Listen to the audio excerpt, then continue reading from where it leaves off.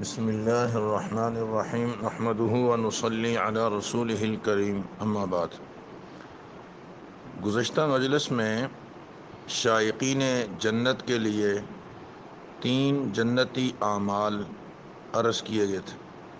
آج کی مجلس میں انشاءاللہ مزید 3 اعمال عرض کرنے مقصود ہیں۔ یہ وہ اعمال ہیں جن پر امام الانبیاء صلی اللہ علیہ وسلم نے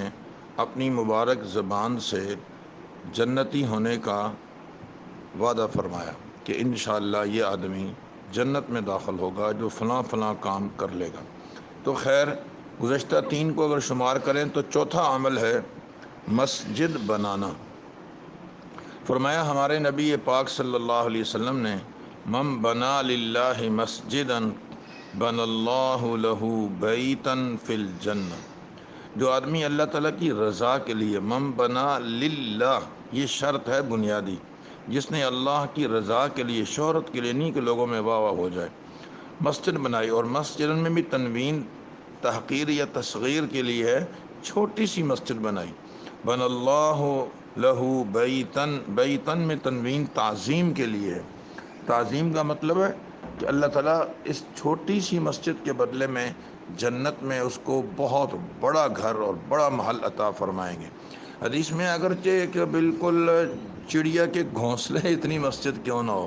سبحان اللہ، جب بھی اللہ تعالیٰ اپنی شان کریمی کی بنیاد پر اس کو جنت میں ایک بڑا محل اپنی شان کے مطابق عطا فرمائیں گے۔ مسجد کی تعمیر میں حصہ لینے کے لیے کوئی ضروری نہیں ہے کہ آپ لاکھوں روپے دیں، جہاں کہیں مسجد بن رہی ہو کچھ نہ کچھ حصہ ڈال دو، سمجھ میں آئے یا نہ آئے۔ اور میں عرض کر رہا ہوں کہ اس میں آپ 1 بلاک لے کر دے دو، اتنے پیسے ڈال دو کہ 1 بلاک لگ جائے، اور یا یہ کہ وہاں پہ 1 بوری سیمٹ ڈل جائے، کچھ سریا آ جائے، بجری آ جائے۔ اور مسجد کے بنانے میں صرف یہی نہیں کہ تعمیرات میں آپ حصہ لیں، بعد میں بھی اس کو آباد رکھنے کے لیے جو دیگر انتظامات کرنے ہوتے ہیں، وہاں خادم چاہیے، مؤذن چاہیے، امام چاہیے، مسجد میں جو ہے وہ ٹیوب لائٹ چاہیے، اسپیکر چاہیے، دریاں چاہیے، قالین چاہیے، وغیرہ وغیرہ، اس کا رنگ روغن، اسپیکر، ان تمام امور میں کسی میں بھی حصہ لیں گے تو انشاءاللہ من بنا للہ مسجدا بن اللہ لہ بیتا فی الجنہ میں جنت کا آدمی مستحق ہوگا، کیونکہ جملہ امور مسجد سے متعلقہ وہ اس کے اندر شامل ہیں۔ دوسرا عمل یا ہماری اس سابقہ ترتیب کے مطابق میں ایک 5واں عمل عرض کر رہا ہوں جس پر اللہ تعالیٰ نے جنت کا وعدہ فرمایا ہے، وہ ہے فرض نمازوں کا اہتمام۔ حدیث میں ہے امام الانبیاء صلی اللہ علیہ وسلم نے ارشاد فرمایا، حضرت عبادہ بن صامت رضی اللہ تعالیٰ عنہ کی روایت ہے ابو داؤد شریف میں کہ جس نے 5 نمازیں فرض ادا کیں اور اس میں شرط کیا رکھی، من احسن وضوءہن، وضو اچھی طرح کیا، وصلاہن لوقتہن، اور اپنے وقت پہ نمازوں کو پڑھا، واتم رکوعہن وخشوعہن، اور خوبصورت رکوع،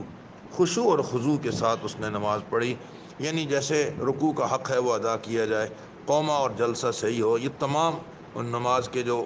تعدیل ارکان کے ساتھ نماز پڑھے آدمی، اطمینان کے ساتھ نماز پڑھے، جلد بازی کے ساتھ نماز نہ پڑھے، بلکہ وَأَتَمَّ رُكُوعَهُنَّ وَخُشُوعَهُنَّ۔ تو اس پر آپ اللہ کے نبی صلی اللہ علیہ وسلم نے بشارت دی، کان لہ علی اللہ عہدا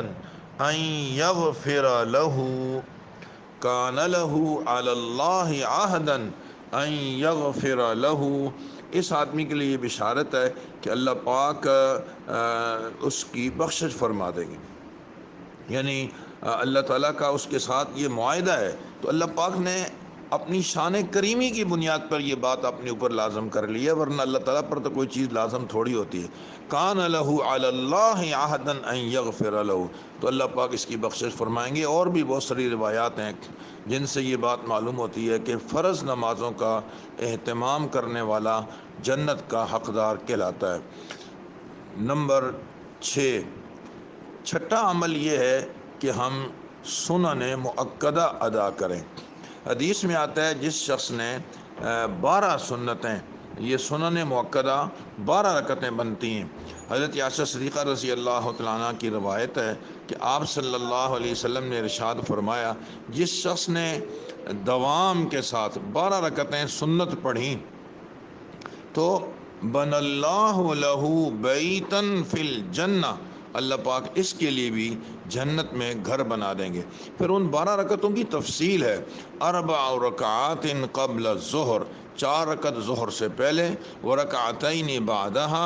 2 رکعتیں ظہر کے بعد، ورکعتین بعد المغرب، 2 رکعتیں مغرب کے بعد، ورکعتین بعد العشاء، اور 2 رکعتیں عشاء کے بعد، ورکعتین قبل الفجر، اور 2 رکعتیں فجر سے پہلے۔ ترمذی شریف میں یہ روایت موجود ہے اسی تفصیل کے ساتھ کہ سنن موقدہ یہی ہیں کہ فجر سے پہلے کی 2 رکعتیں، ظہر سے پہلے کی 4، ظہر کے بعد کی 2، مغرب کے بعد 2،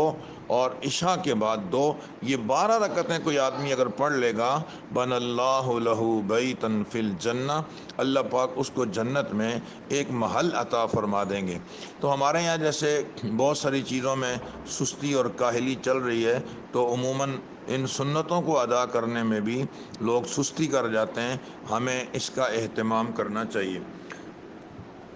یہ آج کی اس مجلس میں ہم نے آپ کے سامنے کل جو اعمال ذکر کیے وہ 3 ہیں، اور 3 کل ذکر کر چکے، تو کل ہو گئے 6 عمل۔ اللہ تعالی ہم سب کو ان کو اہتمام کے ساتھ ادا کرنے کی توفیق عطا فرمائے، اور اپنے پیارے محبوب صلی اللہ علیہ وسلم کی مبارک زبان سے دی جانے والی بشارت کا ہم سب کو حقدار بنائے۔ وآخر دعوانا ان الحمد للہ رب العالمین۔